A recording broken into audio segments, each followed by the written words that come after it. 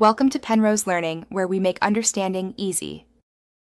You start by verifying prerequisites.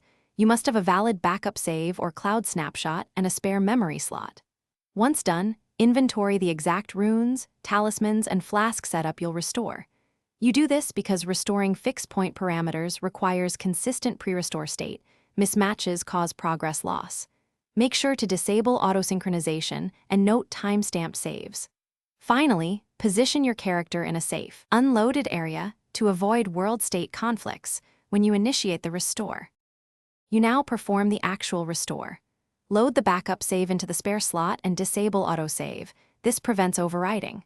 Once loaded, use the in-game load/restore or your vetted external utility, following prompts exactly. Timing matters.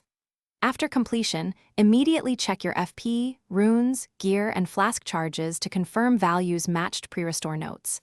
If any discrepancy appears, do not continue. Revert to the other backup slot and repeat the process more carefully.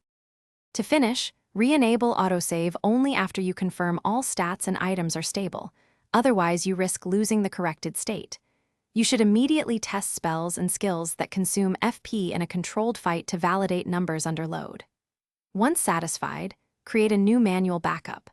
If something went wrong, restore the alternate backup slot or manually adjust using your saved notes and repeat verification. Key troubleshooting. If FP still misreports, export a save log and retry with the other backup. Do not overwrite either slot.